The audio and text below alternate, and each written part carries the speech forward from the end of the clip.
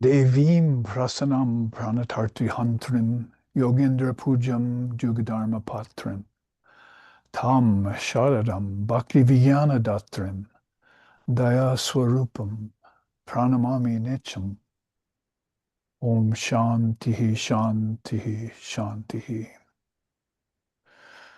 O Sharada, propitious goddess, killer of misery in souls resigned, savior of religion in every age, by saints and sages worshipped, O Mother kind. Give us love and wisdom, thou. O grace incarnate, to thee we bow. Om peace, peace, peace.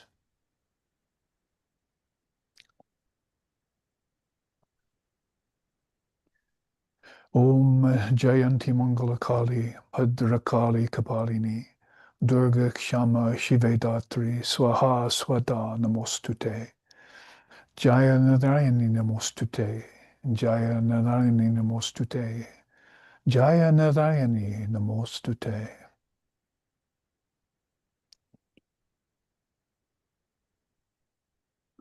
Om peace, peace, peace. May peace be unto us, and may peace be unto all. Om Hari Om, Hari Om, Hari Om Tat Sat.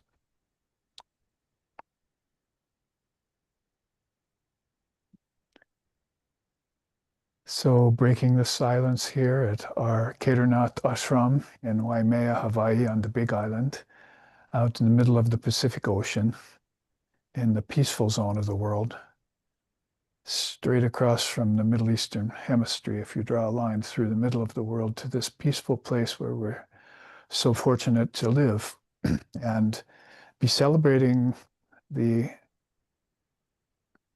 at least 4 long birthday period of Sri Sharada Devi, with her lunar birthday having been Thursday by US time standards, and then her solar birthday being today. And if those dates are correct, then we have our full worship of Holy Mother Sri Sharada Devi ongoing right now. And we are going to celebrate that with a class, actually 2 classes, one this Sunday and one next Sunday, so that we can expand this just like its own follow-up Navaratri, only for the current manifestation of the Divine Mother of the Universe in the form of Sri Sharada Devi, who is our Ishtam here, is the guru of my guru, Swami Sheshanandaji Maharaj. And we therefore pay special regard and reverence to her on these holy days. And searching for a title for this class this Sunday, I came upon that quote by her that I'm the mother of the good, I'm the mother of the virtuous, and the mother of the wicked too. Wherever you go, always say to yourself, I have a mother. So she's that broad and that capacious to be able to take on all the poisons of the world, which we know is a very strong earmarking of Mother Durga and Mother Kali, who are transforming many beings all the time, not only good beings from lower consciousness into higher consciousness, or from lower intelligence into higher intelligence, but also demonic forces get transformed by catching her gaze, or as the case may be, receiving the blade of her sword in the terms of them being adharmic or against the flow of natural good way of things called the Dharma. So we look to her for that. We see in her the manifestation of Mother Kali, Mother Durga, Mother Lakshmi, Mother Saraswati, and Parvati. There are songs about that. You've heard me sing before. Shri Sharada Devi He Mahamate,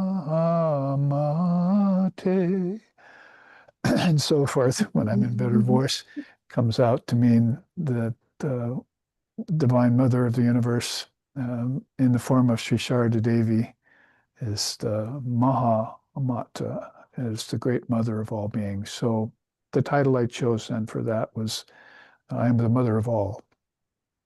So we'll have a two-part class on that this Sunday and next Sunday, and therefore propitiate her in the deepest way through wisdom words, through teachings that she herself gave when she was embodied in form up to the 1920s.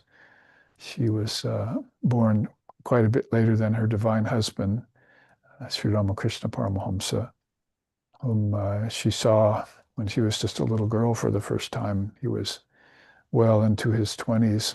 So that's a wonderful story in itself, dharmically, about the play of Mahalila of Sri Ramakrishna Paramahamsa, whom they call the Great Master, also the Matri Avatar or the Kali Yuga Avatar.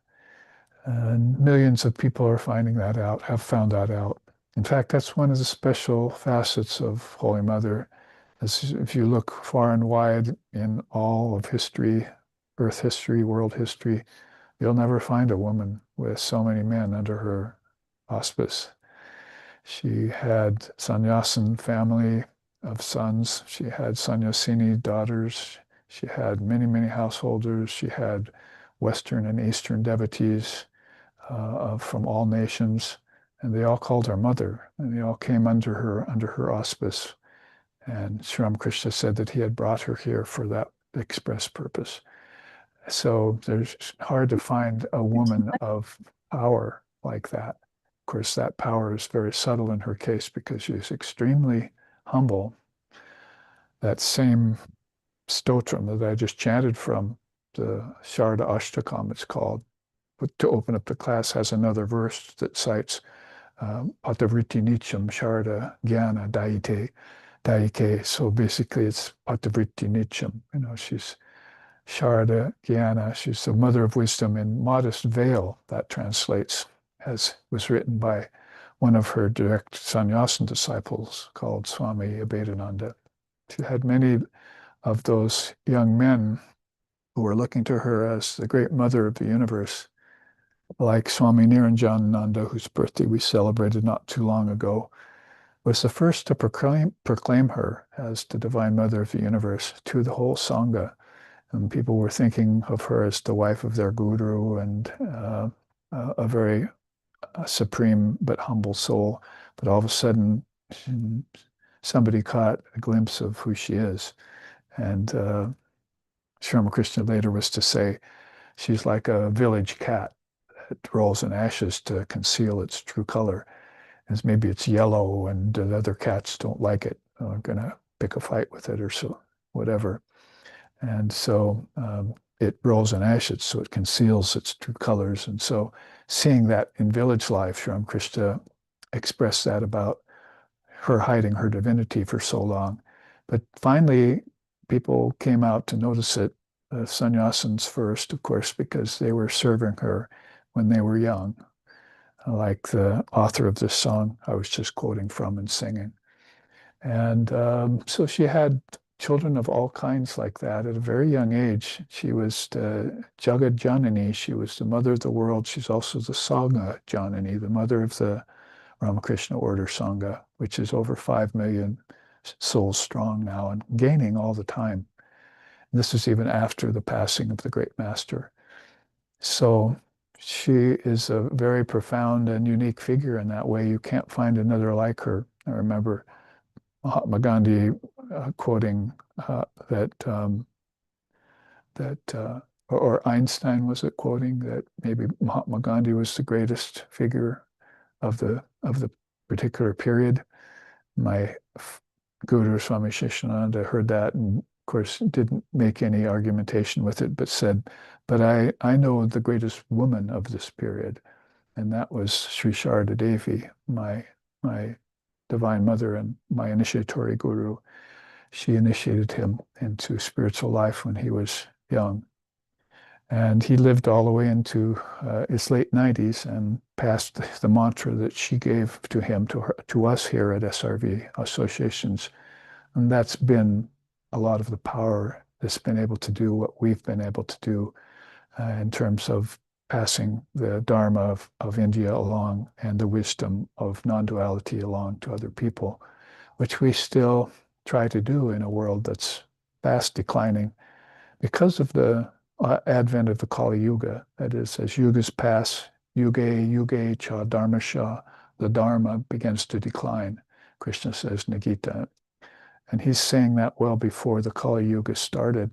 So he's already noticed in his incarnation as Ram and his incarnation then as Krishna, noticed the connection, Rama, Krishna, that this Dharma was beginning to decline since the age of truth, and people were losing a lot of their innate remembrance of beings like the Divine Mother. I would say probably she's really hidden, even in a Satya Yuga, that Shakti power is so hiding in plain sight, as they say.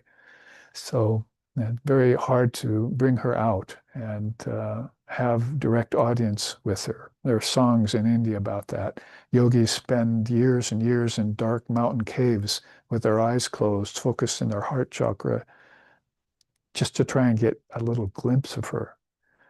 And they keep everything dark around him so that any sign of light inside, the senses are deprived of light, they're looking inside. So any light inside that begins to shine from that source of Shakti, that Mahashakti or Mahamaya, will catch their attention. They'll be able to have some maybe brief darshan with that very rare vision of Divine Mother of the Universe.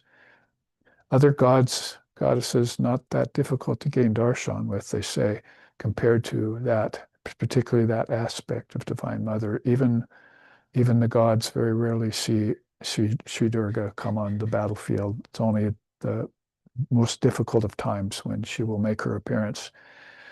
Usually Lord Brahma is the one to remember her.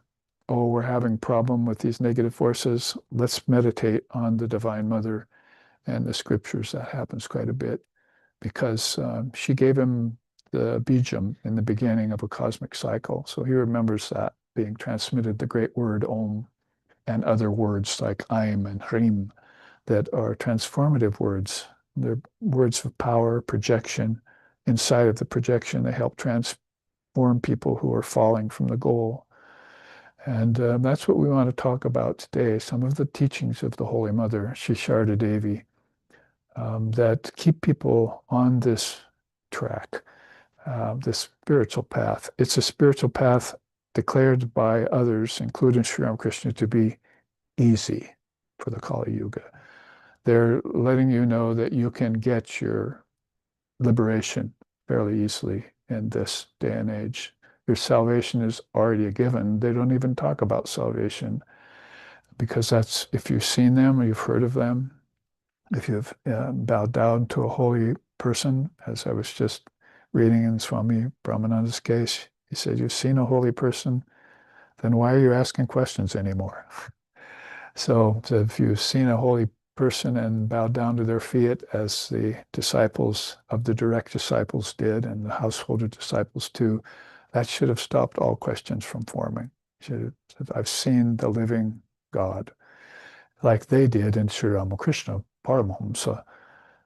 So in that way, this is what's being meant by an easy path in this day and age.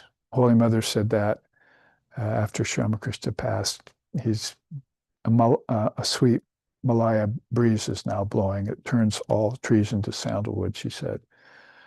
And then some people weren't getting transformed by hearing his name. So people came up to her and said, well, what happened to them? Aren't they catching the scent of that breeze? I said, oh, those are bamboo cotton trees. They're hollow. So there has to be some substance in you to wake up and recognize. And when you do, then you'll join that growing amount of millions of souls who are rushing to the feet of Sri Ramakrishna, as one song puts it, diving into the river of Ramakrishna to swim to its source and drink of the nectar of immortality. That means that non-dual message that they say is not that difficult to recognize and realize now in this day and age. So we want to see how Holy Mother took that emanation of non-duality that Sri Ramakrishna epitomized so much by his very presence, even by his very appearance. His presence is better than his appearance, but basically we want to see how she explained that so that we too can begin to think of this path to liberation as being an easy one. Probably saying to ourselves, how can we ever be bound when we know great souls like that? When we've been born into the wisdom of India, of the Vedanta particularly, and of the teachings of practice called yoga, and of the teachings of devotion called tantra, and of the teachings of universal cosmology called Samkhya. All of those things are just body, energy, brain, and heart of true Indian philosophy. And that Indian philosophy is the one that's proposing liberation from the whole shooting match, from the whole war, from all wars. War cannot exist in, or any world at war, or any being in contention with each other cannot exist in Brahman. So realization of that Brahman is paramount to them. They asked Holy Mother at one time, well, Sri Ramakrishna was representative of so many different religions and paths in his life.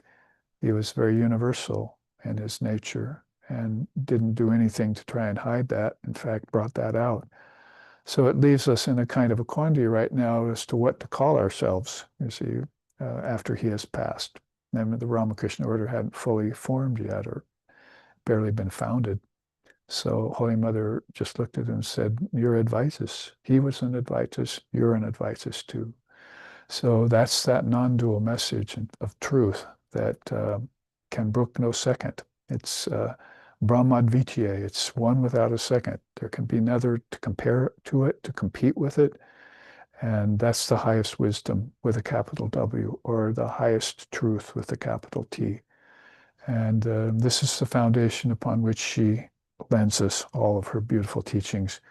To see the goddess of wisdom in form like this and to actually hear these teachings straight from her, it didn't even happen in the age of truth, as I was saying. It didn't happen in the age of Satya. Very rare did you get that kind of experience. But here in the darkness of the Kali Yuga, she has appeared and she's making these teachings available to us and then allowing us to move swiftly along the path to freedom from everything you hear in back of me here.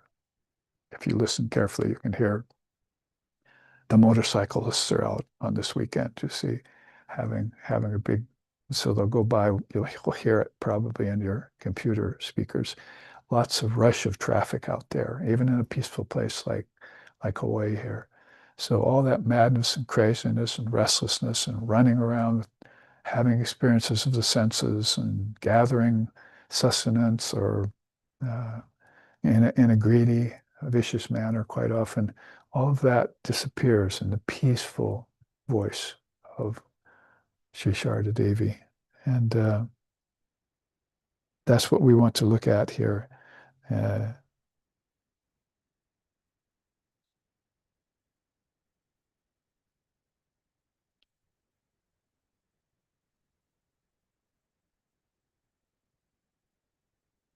Probably the first thing we can look at is her divine family, or she's Sangha Janani and Jagat Janani. She's not just the mother of the worlds, but of course she has her own precious spiritual children that she brought with her, who began to recognize her as who she truly is. And in that way, we can take a look at her foremost children, the ones who recognized her early on. And some of those were the sannyasins. And so um, the title here of this, and you can see the pictures of some of the direct disciples on all four corners here. Swami Brahmananda Maharaj, we call him, the upper left, Swami Ramakrishnananda, and Swami Abhedananda, Swami Shardananda in the lower left, uh, who served her. Both Abhedananda and Shardananda served her when they were young. Sri Ramakrishna took Abhedananda, whose name aptly was Kali, took Kali to Holy Mother and said, "This is a good young man. He will serve you properly." And so he spent many, many years of his early life serving the Divine Mother of the Universe in human form. Very wonderful. No wonder he can write such a beautiful song as we just sang, and which we'll sing later on together at our worship of her tonight after class. You can see spread across the gamut of the expanse of the sky there in the image, Brahmanandam Shivam Shantam Premarupa Niranjitam Yogisham Adbhutam Nityam Akandadvaita Lakshinam Vijnanam Trigunaditam Turyabeda Samgitam Subodham Sharadam Chaiva Vivekashashi Bhushanam. All the 16 direct disciples who were immortalized in this chant, written by a Swami of a different order who admired Sri Ramakrishna, Holy Mother, and their monastic children so much. So there is, we chant that to them in honor of being not only just world-renouncing monks that reached a high level of realization. Sri Ramakrishna said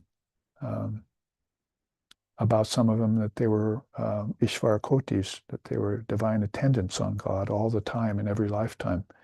Swami Niranjanananda was one of those I just mentioned. So those are eternally perfect souls who are born free of those kinds of attachments that are binding people and causing them to suffer. So that's a wonderful 16-name chant or sloka. Being inspired by that, I made up a 16-name sloka of female disciples, which I won't recite right now. But that's also how many great women, sannyasinis and devotees, were gathered closely to Holy Mother in her life as her divine helpers. And we know that, and I was just looking at them a couple hours ago, there are 10 Dasa Mahavidyas, right? Dasa is 10, Mahavidyas are great wisdom emanations of the Divine Mother. So you see that there are the 9 Durgas, for instance, and then there's the 10 Dasa Mahavidyas, the 10 helpers of Divine Mother. So all of these would be manifestations of those great goddesses and of the great gods Shiva, Vishnu, and so forth, Lord Brahma. So this is where they get drawn from, these great souls. They're not created out of nothing, and they don't just come into existence for no reason. They attend upon divine reality from lifetime to lifetime, always keeping their divine senses honed. And when they have physical senses on earth, they practice that strong detachment to keep themselves free of bondage. So a beautiful image there, painted by one of the more recent swamis of America, is an American swami to put that together. He's passed now recently, but this is a very beautiful image that has been going around the Ramakrishna orders so that we can have a good look at the 16 direct disciples whom I like to compare and liken to the 12 apostles of Christ or the Noble Eight of Buddha and so forth. I don't think anyone ever counted up Shankara's disciples, but I tried. There's 20 or 21 direct disciples of Shankara, and some of them were not, most of them were world-renouncing monks whom he left at the 4 pilgrimage places of India before he passed away at 32 years of age. And then others were beings who gave up the world and followed him when they heard him speak at their particular village or temple that had been desecrated by the fall of Buddhism And then he came and resurrected all of that, the great Shankara of about 700 AD. So you look back on these great souls who had this immense power of Mother Shakti in them, who could accomplish everything in a short 32 to 39 years. 32 Shankara, 39 Vivekananda. And in such a short time began to draw millions of souls back to their source and recognize the source and follow a path that leads to it, as we'll be seeing here. So we should take a look at them because they're the lights on the path. They're the 16 lighted windows, you might say, of in Sri Ramakrishna's mansion. So Vivekananda loved all his brother monks too. So we heard him saying things like this. My prayer is that among all the many people embracing sannyas, that's renunciation of the world, nowadays, greedy of honor, posing renunciation for the sake of making a living, and fallen off from the ideal on both sides, 1 in 1,000 at least, may become high-souled. So he didn't like modern sannyas as it began to come out of India and go to other countries, and particularly to America, where you had people posing with pictures of gurus around their necks, pretending to be sannyasins, dressing in colors, and they've never even renounced anything. Not even a dented metal pot, Holy Mother said. They couldn't renounce a thing, and they were calling themselves sannyas. True sannyasins have renounced everything. And we might just take a look at that. Here's one of the things Vivekananda says about it. One must make no distinction between householders and sannyasins. Then only is one a true sannyasin. And so I make no such distinction in this, that for all time my head shall bow low in reverence whenever I see greatness, broadness of heart, and holiness. And so he would see that in great householder devotees like Nag Mahashaya. Sometimes you put the two together. You see that on the web. If you're looking under Nag Mahashaya, you usually will find Vivekananda there. Same if you're looking for Vivekananda, you'll see Nag Mahashaya. So these two beings had this immense spirit of renunciation that enabled them and entitled them to live without anything. That, in fact, anything attaching like to their master Sri Ramakrishna, caused them discomfort. Even the thought of money caused discomfort to Sri Ramakrishna. So in that way, we find out that these beings were naturally renunciates. They weren't trying to renounce like maybe some beings who are doing so. And instead, what they're doing is, as the upper quote said, falling off from both sides of the ideal. They can't make it as a householder, so they try sannyas and they fall out from that too. So they've got a disease, that continues all the way up to their death, and they can't get rid of it. Sri Ramakrishna said, they can't become good dharmic householders, nor can they live up to the high sannyasin ideal. That's what he means by falling off on both sides. You see them by the hundreds now, and particularly in America and Europe.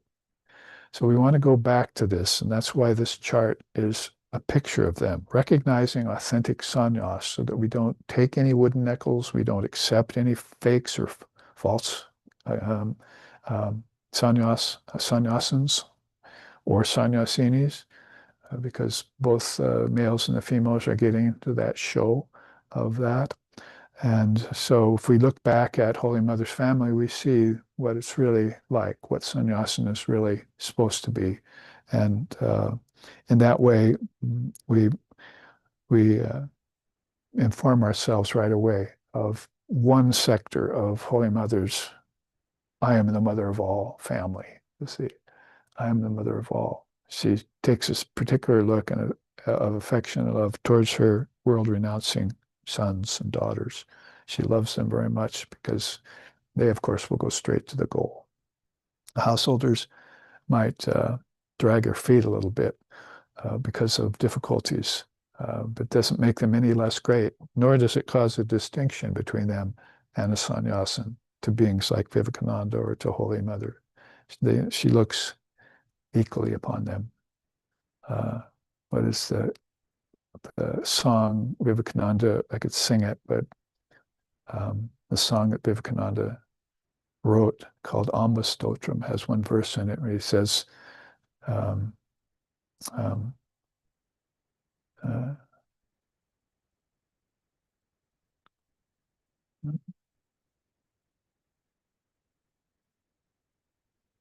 trying to remember just the first line, the rest will come flowing. Well, to saint and sinner alike, thy lotus eyes are even. Uh, Ever thy fortuitous gaze grants fruits to fortunate and unfortunate alike. The shade of immortality and death, both of these are your grace supreme. O Mother Supreme, may thy face never be turned away from me, thy child. So this is how a great world-renouncing monk like Vivekananda would look upon his mother, his divine mother, Sri Sharda Devi, and write a beautiful stotram of, I think, some 8 or 9 verses to her of that kind of content. Very beautiful. So if we were to take a quick look at her Sannyasin family, here's some points that will help us recognize these two great souls who will be the leaders of souls. We take refuge in the leader of our souls, whose grace uh, uh, saves us from bondage, as the Upanishads say. So one point is take no pride in monastic status or religious order. That's actually one of the 8 fetters to do so. You take no pride in either your status as a sannyasin or as your participant in a religious order. That's a matter of blessing, right? Of good fortune. Pride doesn't have any place there. You just feel very grateful for that. Also, give up everything, including bhakti, mukti, and enjoyment for all. Give up everything for your love of God, for service of God and mankind. Anything that might bind you to that realm of God with form. And this is a sannyasin we're talking about, remember. So we have to realize this is a very high ideal. They're going to even have to give up the liberation that they're supposed to be famous for having. So that's what he means by give up bhakti and mukti. And of course, all enjoyments of the senses. 3, confer the highest good upon the world, from the highest to the lowest. So to saint and sinner, thy lotus eyes are even, I just chanted. That's what that's like. Offer all in true love of God, with unruffled equanimity under all circumstances. So you're going amongst all this craziness of the world, the insanity of many minds, imbalanced minds who are not in yoga, who don't know anything about yoga, and who don't care for anything like yoga, equanimity, but you still try and confer upon them the highest good. Try and bring them to a place where they can understand these teachings. And ultimately, love the poor, welcome poverty, and allow the body to die of starvation if necessary. So don't even have regard for where your next meal is coming from. So that's how the sannyasins would live. Vivekananda said sometimes he'd be walking as a sannyasin. A Maharaja would hear about him, bring him to the castle, and feed him from gold plates with sumptuous food. So he'd have a night of that. The next night he'd move on, and then he'd have nothing, dying next to a train tracks until one devotee, a Muslim devotee, woke up and heard Muhammad saying to him, I'm starving, bring me food. That's a strange dream. He fell back to sleep. Then he woke up again with the same dream. So he got some food in a bag, went out his door, and searched the village till he came to the train tracks and saw Vivekananda, young Vivekananda, lying there in the dirt, and fed him on a piece of vegetable and so forth, and revived him and brought him around. So that's was wandering around and thought of God, and finally his body just dropped. I didn't have enough nourishment, but he didn't care. He wanted his mind to stay on divine reality, and the body was of no significance, of no real import. Why should it be this cage of bones and flesh that attaches you to Maya and takes away your love of God? Why should it have that kind of importance? And finally, renounce the bondage of iron, the family tie, and the golden chain of religious brotherhood as well, he says. So these are some of the main points of recognizing a true sannyasin. You probably look at some of those who are professing to be sannyasins nowadays in the West. You might not find even one of these that they're following correctly or truly. So that's a quick study, this chart, but it gives us a good orientation towards looking at some more of Holy Mother's great teachings.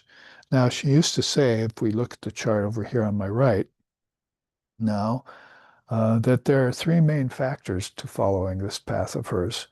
And this is admittedly coming down a little bit from that sannyasin level of intense concentration on Brahman and nothing but Brahman for the sake of only Brahman, coming down to people who have responsibilities in the world, but are still dharmic and righteous people who are her children. She had a great eye out for them and understood their sufferings.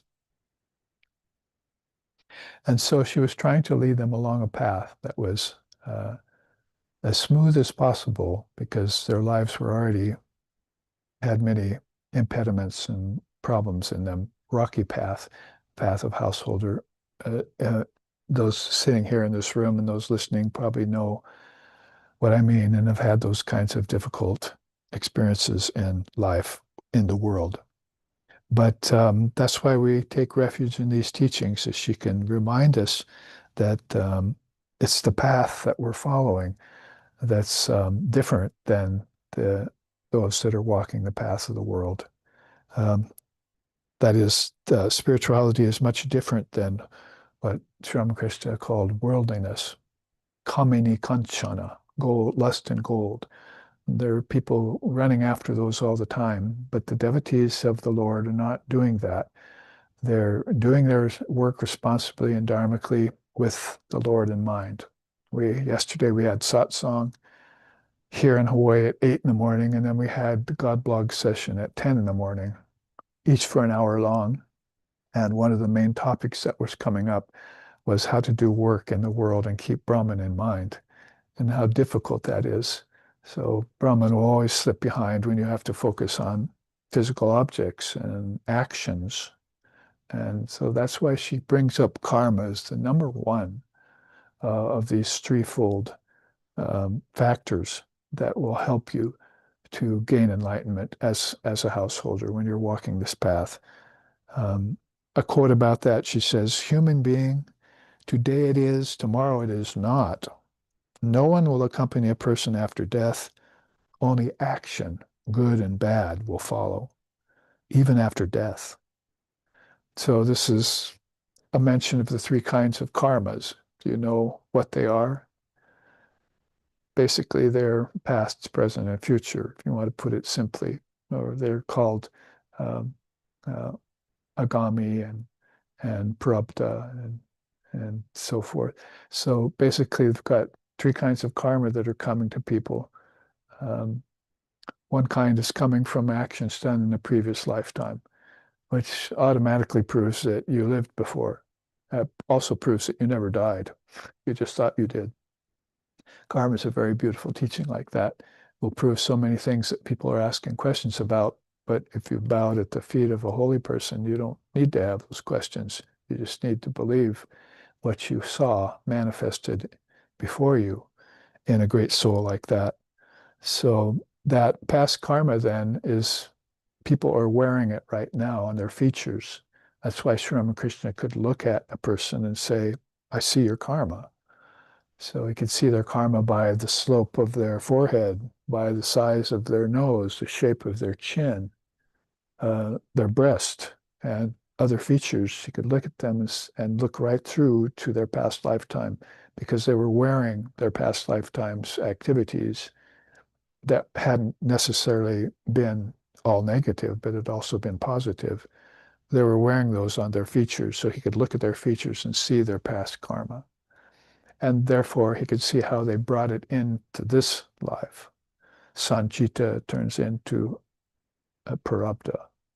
Sanchita is karmas done before, and now you're wearing them right now as your prarabdha karma. That's what people are trying to work out here. If they can work out their prarabdha karma, this path to enlightenment becomes easy. That's what most people are dealing with, is this past karma that they can't resolve yet. Based on not resolving it, they're building more actions on top of their past karma, which is, as Vivekananda quoted, piling more gloom on gloom. Yeah. So that's not the situation you want to fall into. So we must neutralize, or at least attenuate to a great extent, that prarabdha karma when we see it in us. That's what sadhana is for. So that's the second thing here, practice, right? So from karma, you see the karma is there, you know, I better practice, right? And what's that going to take? Time.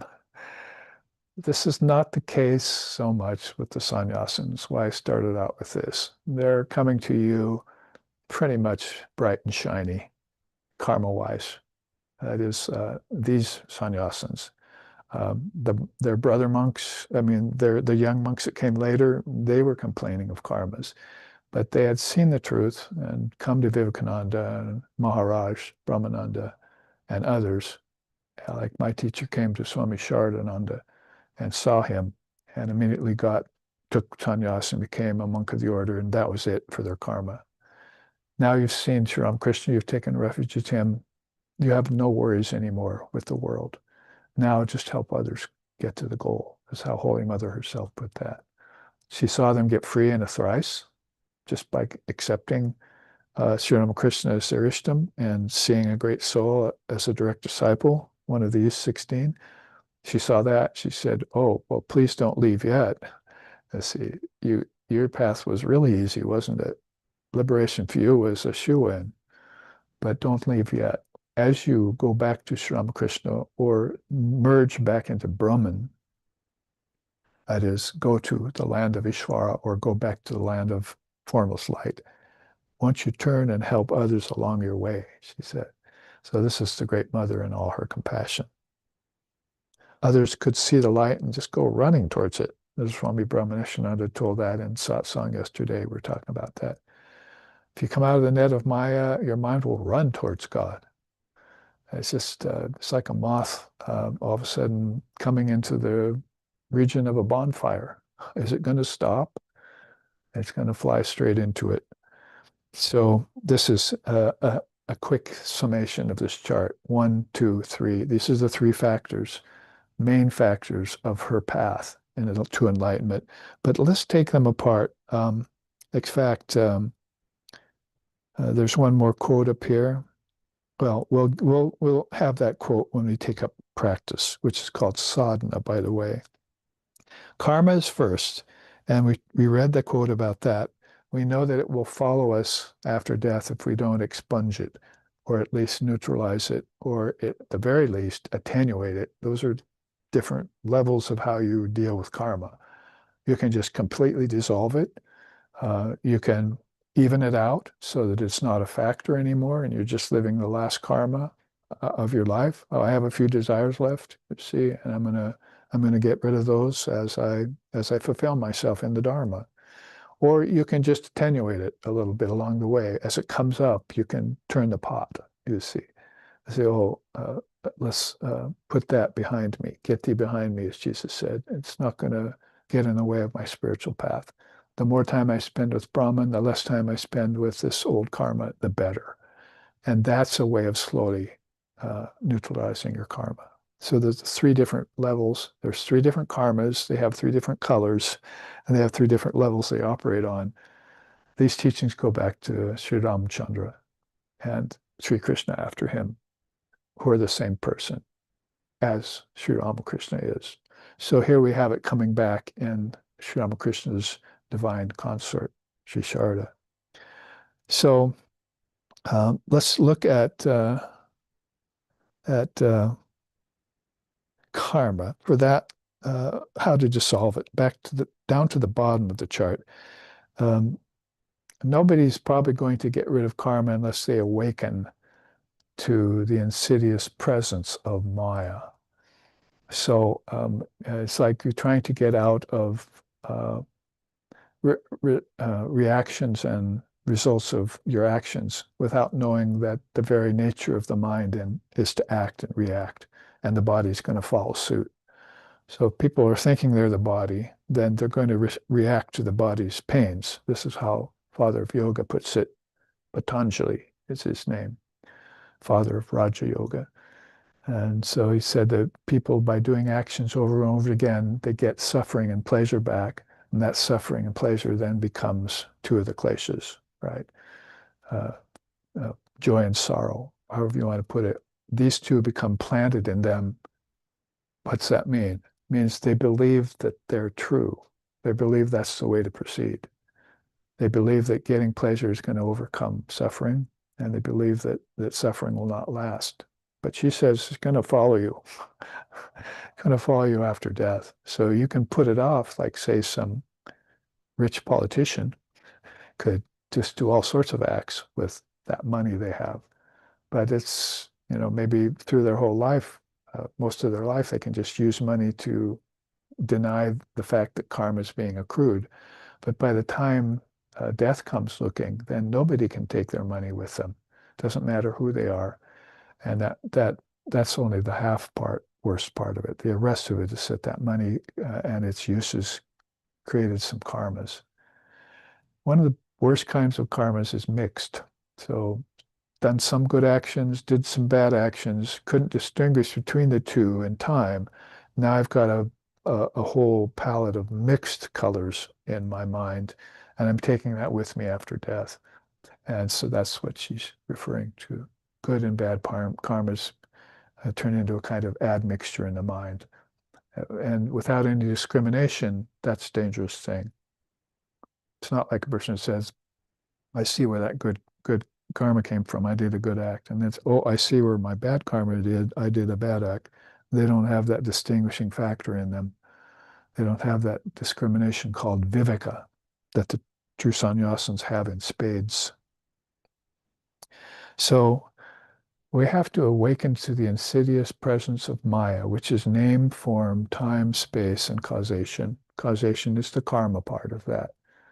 That's in operation for 7 billion souls or more in the earth right now, and only a few thousand, as I read today from Swami Brahmananda, only a few thousand don't fall into that category. So that Maya is in operation, and it's being fed and like fuel for fire by the acts of beings. And it can only be that fire can only be extinguished by sadhana. That's why she's coming to practice. Let's get towards that. Second point here, recognize the limitations of name and form in nature. Okay, name and form are two of the other things in the presence of Maya, right? This is by the great sannyasin Swami Vivekananda defined Maya for us. Name and form were the first two things. The very fact that there's forms here and they have names should give us a clue that there's a covering over the nameless, formless reality from which we came. We came here and we took on name and form. Then was that such a good idea? If we forgot the nameless, formless reality, no, it's not such a good idea. But these souls can come into the realm of name and form and remember their nameless, formless essence, their Atman, right? So they have a great advantage in that way. They've built a muscle that will cause them never to forget their Divine Mother. So, and why do some people get attracted by Maya? Because they don't realize its limitations yet. They don't realize those karmas are being formed and will trap them. Third, perceive the suffering-ridden nature of relative existence.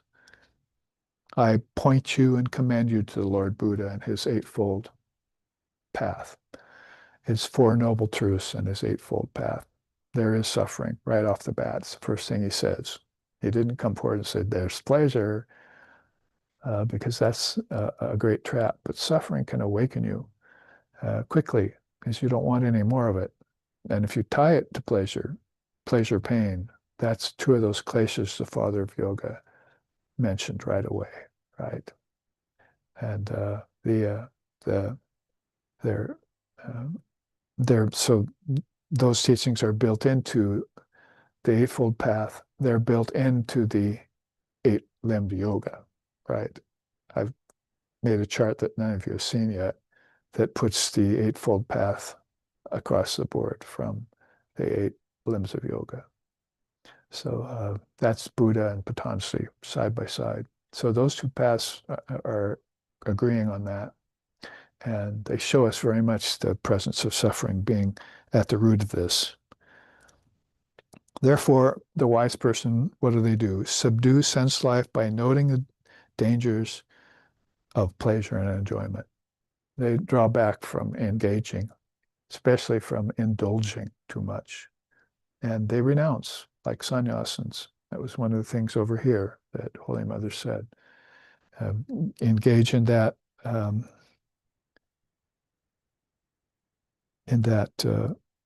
power of that renunciation holds. Also break free of the cocoon of family life and mundane human convention. So your ancestors pose a great problem to you because they've lived lifetimes of pleasure and pain.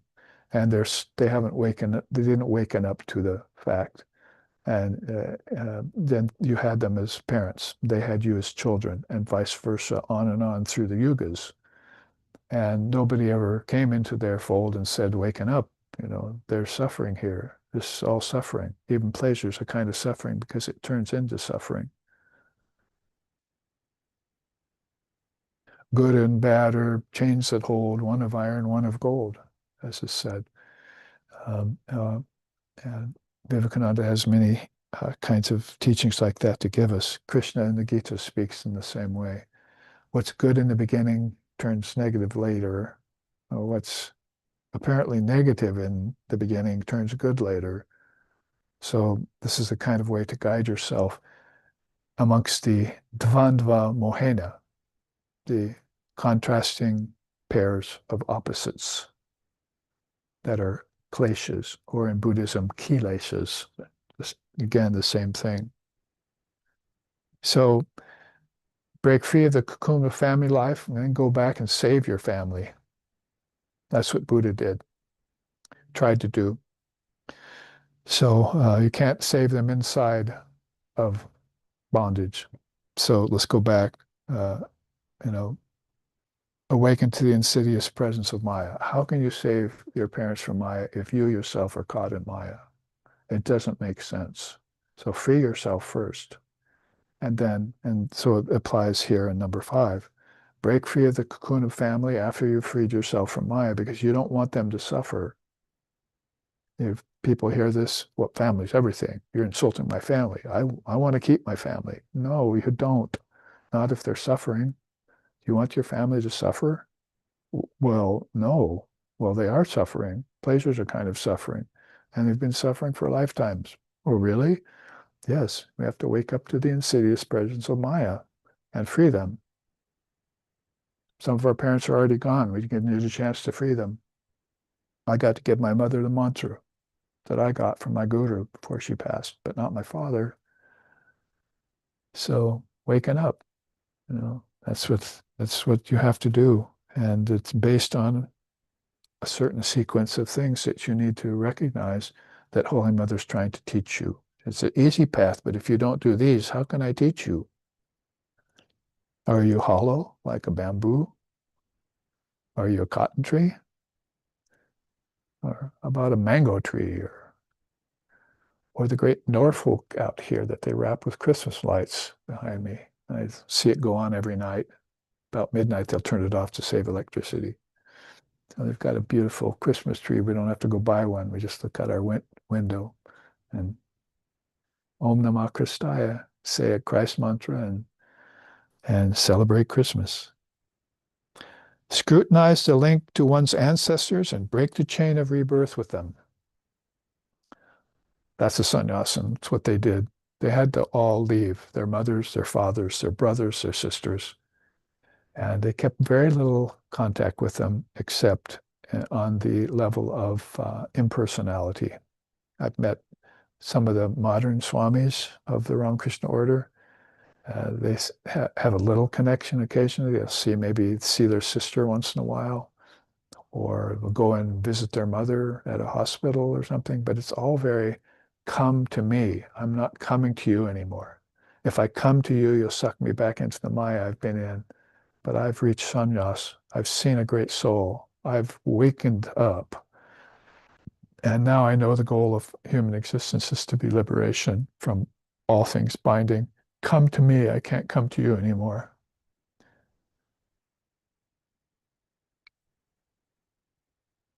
And that's the only way they'll learn. So inspect individual thoughts and habits and connect them to actions of past lifetimes. What we just said back on this chart was Sri Ramakrishna could read your karmas by your features, right? What karmas? Past, present, and future. That is what's going to happen is called agami karma. So the Sanchita was before in other lifetimes. It proves right now that you had actions before and that you've come into a body and that you're having to work out some karmas called prarabdha right now. And that's going to turn into a future lifetime of karmas called agami if you don't attenuate it right now. They've nipped it in the bud, the sannyasins. Say, snip, that's not going to grow anymore, especially the negative ones. Positive samskaras, they can be of help. And sometimes conscious souls will hold on to them so that they can come back again and help others. That's their business. But they've done it and based it all upon gaining freedom, not about just thinking about freedom or pretending it, like many of the sannyasins Vivekananda is mentioning of the day here. Finally, then, meditate with specific aim to dissolve all mental residue that binds the mind to relativity. Envision yourself to be free right now. I'm free. Just use that as your English mantra. I'm free. Bondage is an illusion. I've never been bound. I only thought I was bound. I dreamed about bondage, but it wasn't me. I'm free. Right now, here in this very eternal moment, I'm free. And bondage cannot affect me anymore. That's how Holy Mother would want you to deal with karma in a short list, I'd say. This is a short list. To make use of the time this week, this Sunday, let's go on to 2. As karma like this is very difficult to expunge, then you're going to want to engage in a practice. They practiced and they didn't have to, many of them. But nonetheless, to keep the vicissitudes of Maya away from them and the green scum off the pond so they could see their reflection, they practiced every day. Shankara practiced, although he was fully enlightened. Why are you practicing, sir? You've already reached the goal. I practice to keep the mirror of my mind wiped clean because I want to see the vision of Brahman every day as clear as possible. And so the dust, he's saying, admitting the dust, even the dust of the enlightened mind gathers this residue over it just by living in the presence of the world, just like lungs are breathing particles of motorcycles going by when they burn their fuel. The soul, the mind is burning breathing in those kinds of impure particles. So sadhana will be that which clarifies it. And what she says about it here then is important. Sadhana means purify the soul via worship first. Some aren't given so much to worship. I think over the past 2 weeks, we've had a whole series of God blogs that were very much pertinent to how some swamis, like Swami Brahmananda, saw a young swami who was of a very non-dual nature. And he said, have you ever worshipped? And the swami said, no, why should I need to worship? It's not my ideal. And so he called Swami Premananda and said, make sure this boy does the puja next time. I want to see this monk doing the puja. And, but why should I do the puja? That Swami Brahmananda insisted. And so the young monk writes later about how so many amazing things happened to him when he engaged in dualistic worship. And because, if you're already free into that condition of understanding non-duality, then you practice, and then worship becomes living. If you're not free of it and you practice, then it can be a problem. Like with the Brahmin priests, it's money, greed, things like that get in. But if you're already free in your worship, you've got a really great combination there of jnanam, wisdom, and bhakti, devotion. So purify the soul via worship. Strengthen body, mind via yoga. That's sadhana. Yoga means 8 limbs, not just one limb without the other attending. So that yamas and niyamas are the first 2 limbs, before asana even kicks in. So you want to be nonviolent, you want to be truthful, you want to swadhyaya, study the scriptures, you want to worship the Lord, Ishvara Pranidhana, you want to try and purify the mind, make it peaceful, santosha. I mean, you go through all those 10 yamas, niyamas, and check yourself.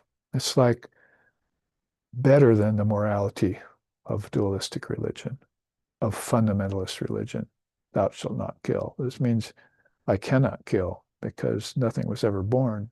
You learn these truths that far outstrip moral codes that have been outdated for thousands and thousands of years in religions that have begun to die away. All of a sudden you reawaken to these great truths that will never die, that are eternal, that I am a birthless, deathless soul, so is my opponent. All of us are one Atman, and so forth and so on. So just taking a 10 yama niyama course or a 2-limb course of yoga is far better than sitting down and learning some asanas. Far better. Or to start breathing too early. You see, before you know, before you're pure by nonviolence, ahimsa, before you can tell the truth and know the difference between truth and non-truth, or pleasure and pain, or good and bad, then these yamas and niyamas will just like fill you in. I can start next Sunday. We'll start with the 8 limbs of yoga and start going through them again, as we've done so often here in SRV. That 8-limb yoga called Raja Yoga is the best. And I'm quoting Sri Ramakrishna that says, oh, it's Hatha Yoga is not good. Raja Yoga is good. I can give you the page number and I can show it to you in the concordance of the gospel where he says that. So strengthen the body and mind. Mind is a key there, via yoga, via 8-limb yoga. Now hone the intellect via study. Now memorize those scriptures. Now practice japa of the holy mantra. Now perceive God with form, and then realize the formless Brahman beyond it. Which is what we'll do today after class. We'll do some japa together, and we'll stop the japa and meditate on formless Brahman. First, we're meditating on Ishvara, then we're meditating on Brahman. And form and formlessness will be melded that way into one reality, which they are. So, is that reducing sadhana to a very quick but very easily practicable method, you see. She says here, what's that again? Make sure you worship so that the mind gets purified first, then strengthen versus the practice of yoga, then hone the intellect via study, then memorize the scriptures. About this time, somebody is saying, but I'm still back on asana. Or somebody saying, um, I don't want to hone the intellect via study. It's not my path. I'm a bhakta. That's not what she's telling you. She's telling you that all four yogas are contained in these 8 steps. This is her 8-limb yoga. And so she wants you to do all of these things because this is how to become an integral yogi or a purna yogi, an ashtanga yogi. It's how to become a raja, a rajani, or a rajini, and fill it all out like that. You don't just read and study the scriptures with your intellect, then you memorize what you're reading and study. I say people all the time are putting down books, right? I say, well, I read that. I said, well, what did you get out of it? I can't remember. But if you read the book and study it and then memorize something out of it, when they ask you what's in that book, you can say, well, Adi Sam Yoga Nimitta Hetu, Paras Trikala, Trikala Pidrista. The statements of the Upanishads are in that book. And it means this: meditate on the Lord in your own heart, seated in your own heart as yourself, who appears to you as the universe. That's that Atman, that's that Brahman. That's what I got out of the book. So you memorize it. And then you're not caught off guard by the vicissitudes of Maya, by your being born in a family that knows nothing about Dharma. And on, right? Do I need to spell it all out? All of these things do not pose a problem to you anymore. Why? Because I'm free. Say it. I'm free. You see, this practice frees you. This is the practice that frees you. Just doing a practice frees you. You can say, I'm in the process of getting freed. And that's qualified non-duality. But it's at least better than saying I'm bound. And people are learning that they're sinners from their ancestors and from conventional religion. They were never a sinner because sin's not real. Evil's not real. Neither is good. They're dualities that are a part of this character called Maya. Come up out of the net of Maya and run. Your mind will run towards Brahman.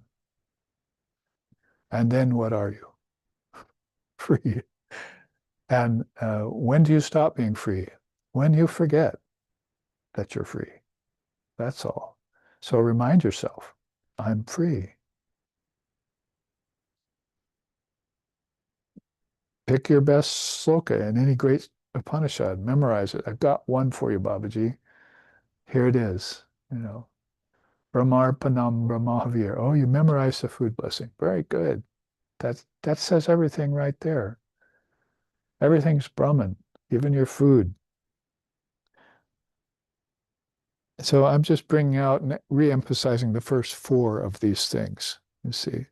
And then you can practice japa of the holy mantra. Then you started off with worship. Now you want to pick up the tendril of that, the thread of that worship again. As your worship turned from purifying the soul, the body, mind mechanism, to informing the mind of the truth. Now it wants to turn back towards doing the mantra after the mind has been informed of the truth. It tried to do it before, and it wasn't that effective, was it? Now try it. As that people would get the mantra from Holy Mother, the Divine Mother herself, whose mantras belong to her. All mantras belong to her. And they'd come back a few days later and said, it didn't work. So it's like the 3 Stooges, dumb, dumberer, and dumber and dumberer, right? Oh, it didn't work. You see, no, now try, study this Gita, study this and that, and keep doing the mantra. Now come back and do it. And all of a sudden the mantra starts to mean something. It starts to hum with life. And it reminds you of immortality whenever you say the Lord's name. And great souls are going into ecstasy and dancing when they hear the Lord's name. So what's all that about? So doing things over time, right? Kala. So we're not there yet. We probably won't get there till next week. But basically, it's karma, then practice, do it over time, right? And I don't know if we have time to finish this chart. I think maybe we do, since we took sadhana in one big bite. You get my point, right? I mean, this is a four yoga sadhana, Holy Mother's own version of it, from things she said to us that I collected in a book called Sri Sharda Vijnana Gita. So all of this culminates in God with form and the timeless Brahman. Her devotees knew both. And you find so many other organizations and lineages and religions even that are just concentrating on one. Oh, we just only like God with form. You see. Oh, we just only like formless. That's like Christianity and Judaism, right? It's like Hinduism and Islam. See, we only like God with form. Oh, we like the formless. So the religions can't come together and agree. She wants you to have both because that's what reality consists of, both. Right now, you're best off in the realm of form. That's why you took a form. All forms are divine, right? They're mankind's, it's just God walking around on two legs, Vivekananda said. There will come a time when the gateway to formlessness will open up to you, whether it's at the time of passing from your body or before in a good meditation. There'll come a time when you'll see the equality, at least, of the presence of Brahman with Ishvara. So she doesn't want you to miss out on anything, Divine Mother. She wants you to have both.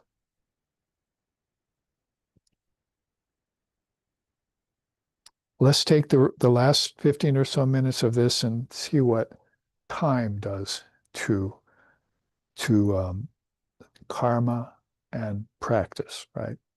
So this is an easy chart. It's a very good chart to bring up here on her birthday because it's running it right down as succinct as it can be and as condensed as it can be to explain the simpleness of her path to liberation, which ends with two words: I'm free. Oh, you just told me I'm free. Yes, that's right. I've been telling you that for years. Really? I only heard it just now. So kala is time. Karma is action reaction, and sadhana is practice. What does she say about the third factor for the attainment of enlightenment? She says, recall life's true purpose. You know, that sometimes takes people a whole life. Unfortunate as they are, though, very late in life and said, oh, I just missed my calling. And, you know, usually when they say that, they're talking about apara vidya, you know, some science or some art or some career they didn't get. You know, something they had access to when they were young, but they didn't follow up on. And so they missed their calling. But rarer amongst great souls is they wake up and they say, I miss my relationship with the divine, with myself, that means. Because we know in Vedanta, you can worship God with form, and then you can find the formless Brahman, and both of those are just yourself. They always were yourself. They were nothing but yourself, and they never will be anything but yourself. That's self-realization. That's why the big talk about it.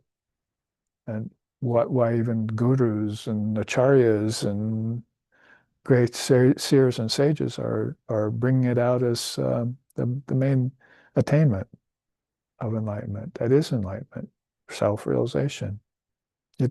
Nothing happened outside of yourself. It all happened in yourself. Unfortunately, so did Maya, but you didn't distinguish between the two. So recall life's true purpose, that is right now.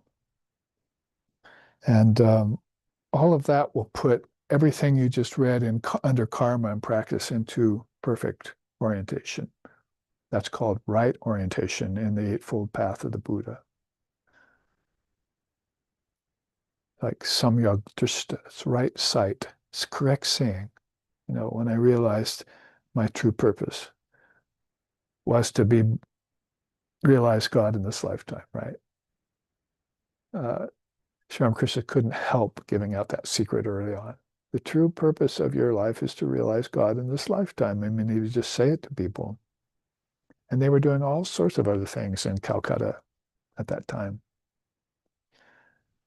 And some heard him and believed him. That's why there's such a special love for those monastic children of master and mother. Some tripped over it, tried to learn it, and slowly came towards it. Some accomplished it toward the end of their life, and some are still working on it. So this is when a true purpose of life becomes realized by you, becomes revealed. That's the great revelation that will turn karma and sadhana positive. Go on retreat and pilgrimage. We've been doing this both to India and to SRV locations here in the West for over 30 years, for a cross section of 50, 100, 500, 1,000 people coming and going through these years, and taking in these great opportunities to sit together amongst other people who are free, whether they think, whether they know it or not, and learn how freedom manifests itself and how it expresses itself. Retreat and pilgrimage is the way to shows that up for you. Oh, I went on that. I ate pure food. I meditated every morning at 5. I heard the Gita chanted every day. I heard teachings from the Upanishad. We worshiped Sri Ramakrishna with flowers at night, and we sang stotrams, and we learned hours and hours of Gyanam over years and years of practice, sadhana. Now I can look back on that and see how rich that is.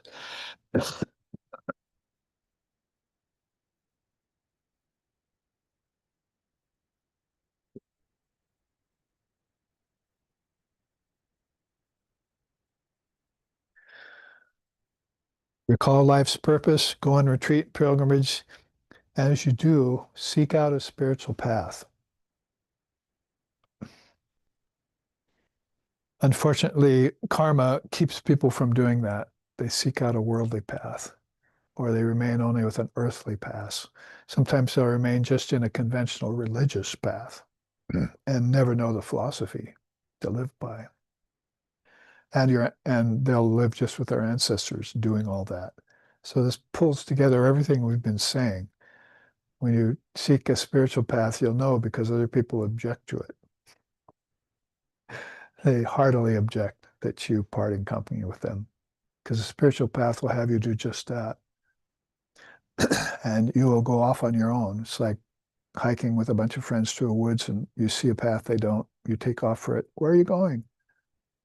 I've got to take this way. Something's calling me. And so off you go, and they can't understand why you left them. So that's what happens to people in the world. They find a spiritual path and they go their own way.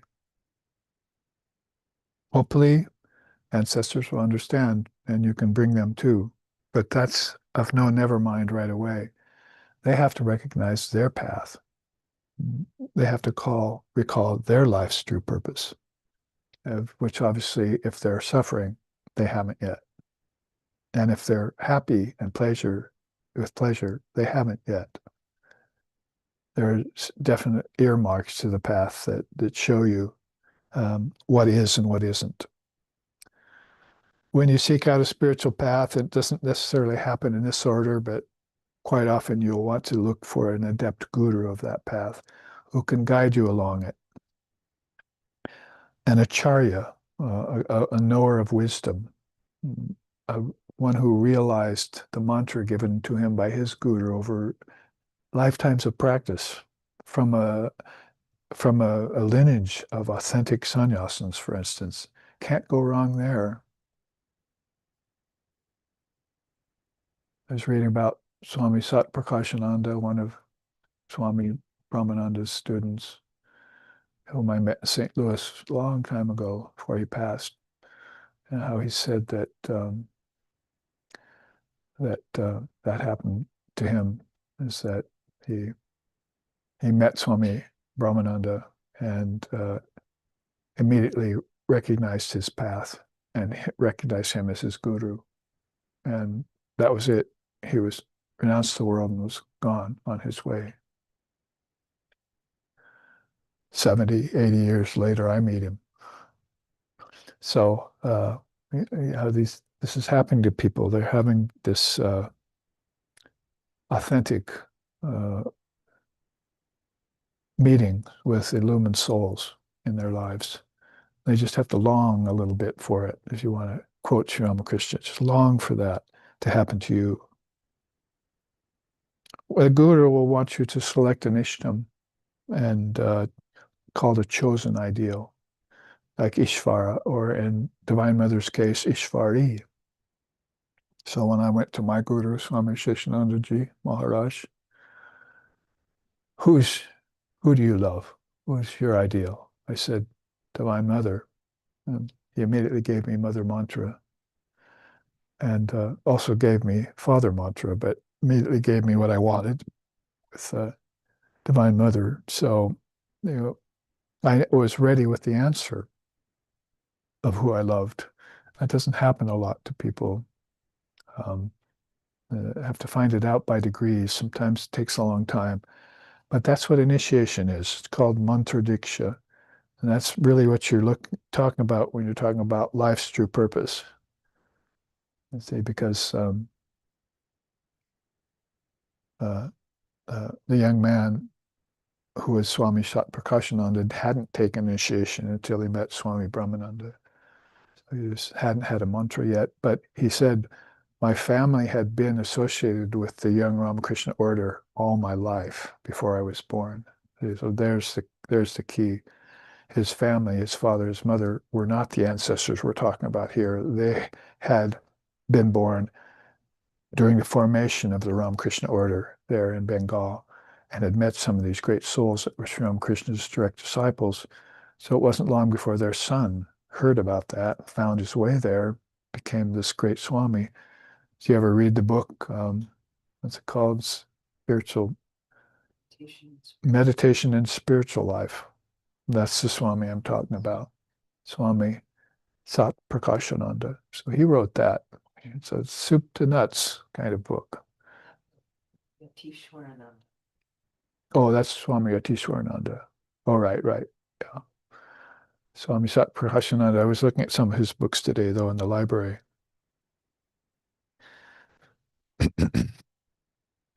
So all of this is step by step. Life's purpose, start taking retreats and pilgrimages, call out a spiritual path for yourself. I like that path, I'm taking it. And there, I need a teacher now. There he is, there she is. And teacher says, who do you love? Here's who I've always loved. Christ, Buddha, Muhammad, Krishna, Ramakrishna, and there's my Ishtam. So meditate on that form and seek it with the formless Brahman. And take your final refuge in God there and say bye-bye to the world. Say bye-bye to the world.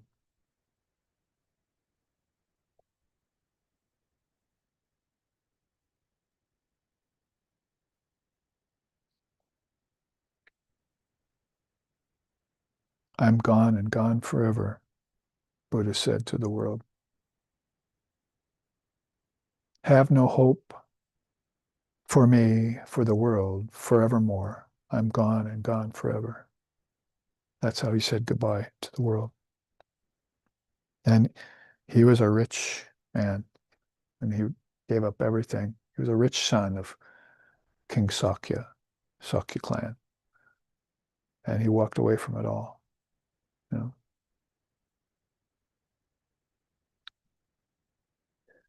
Take that final refuge in God. That was the goal of that path you selected when you started looking for your true purpose, why you're here. And then fulfill all desires in the Dharma. So there are still desires left over, obviously, for people when they have accomplished all these things. Like I mentioned earlier, there are some desires that will hang on for a while until they're finally completely dissolved into that ultimate goal. Some people will still want to come back to the realm of God with form. And probably more people than not, but some people will want to merge themselves into the formless Brahman. Both of those avenues, those gateways, those nadis, those channels are open to souls on all levels of their spiritual journey. They just have to realize it and take a good teacher, select their ishtam, and remember their connection with God. It's very important to remember. So we looked at two charts today in context of Holy Mother's teaching about liberation being a path that's easily amenable to us in this day and age. We have to look at it that way. I'm free, path to liberation is easy.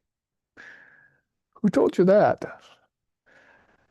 So that's a good mental perspective to adopt, to connect with. So we'll come back tomorrow and look at another beautiful chart about her and her way of people dealing with this in the world, her methods and her path as it becomes workable inside of the context of Holy Mother's teachings. Om Hring Shri Sharda. Om Jananim Jagatam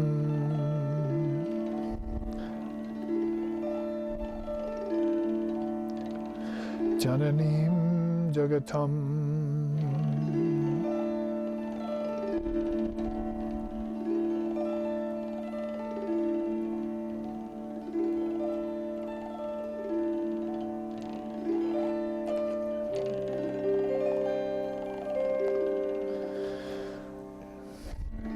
Jananim Sharadam Devim Ramakrishnam Jagadgurum Paro Padame Tvaye Shritva Pranamami Mahor Mahor Pranamami Mahor Mahor.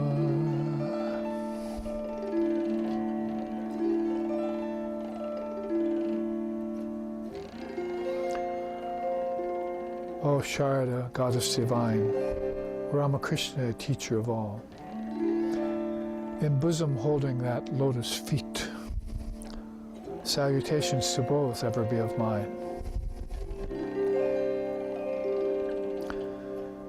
Om Shanti, Shanti, Shanti. Hari Om Tat Sat.